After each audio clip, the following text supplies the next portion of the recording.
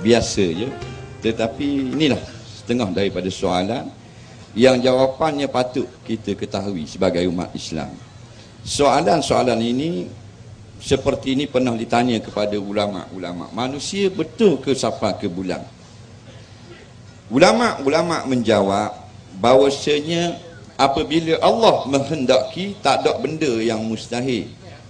Tak usah kata bulan, naik pada planet Marikh boleh. Naik ke planet Pluto, 3 orang naik. Tok Bilal, Tok Imam, JKK. Boleh. Tak ada masalah jika Allah menghendaki. Tapi persoalannya, adakah betul Amerika dia naik dengan kapal angkasa, dia singgah turun atas bulan? Jawab yang dijawab oleh ulama-ulama, tidak betul. Manusia belum pernah sampai ke bulan. Pernah dijawab oleh Syekh Ismail Usman Zain, seorang ulama besar di tanah haram Mekah.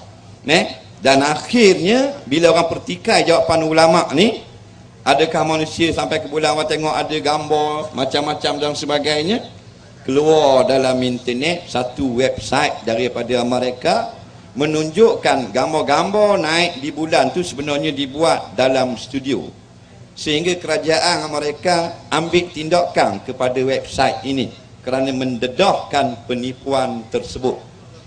Buktinya apabila Amerika boleh jejak kaki ke bulan, kenapa Rusia tidak boleh? Kenapa Perancis tidak boleh? Kenapa lain-lain negara maju yang ada kapal angkasa tak boleh sampai? Kerana Allah masih belum mengizinkan. Itulah cerita yang sebenar. Dia buat gambar tu dalam makmal. Di antara bohongnya tu, kata ulama lah, dan kata dalam website tu, masa kapal angkasa tu turun, kamera dah ada. Macam mana kamera tu dah ada? Boleh tunjuk turun. Dah bila masa pula TV3 pergi ambil.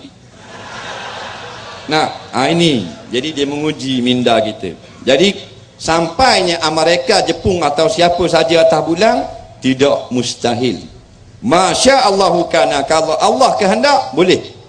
Tapi setakat sejarah hari ini, jawapan ulama-ulama belum berlaku. Dan benda itu mudah bagi Allah, sukar bagi manusia. Tak usah kata nak sapa ke bulan, kita nak angkat tangan kalau Allah dah izin, tidak boleh. Sebab bulan ni satu kehebatan ciptaan Allah yang tidak boleh dicerobohi oleh sesiapa pun melainkan dengan izin. Yang Nabi pernah belah bulan terbelah dua. Nampak? Jadi tidak menjadi satu akidah kita percaya atau tidak masalah orang boleh naik ke bulan ataupun tidak. Ini tidak akan ditanya kita apabila kita berjumpa dengan Allah nanti. Cuma kita jawab sekadar yang masih berlaku sekarang, belum ada lagi manusia yang memijak kakinya ke bulan. Wallahu a'lam. Itu dia jawapan untuk ke bulan. Jadi kalau ada cita-cita siapa yang nak pergi ke bulan, tak payahlah. Jadi ubah cita-cita tu pergi ke matahari. Tapi kalau matahari panas, supaya selamat sampai ke matahari, supaya tak panas, pergi waktu malam. InsyaAllah selamat. Okey Ustaz, soalan yang kedua Ustaz. Soalan kedua. Minta maaf Ustaz, saya lupa diri Ustaz.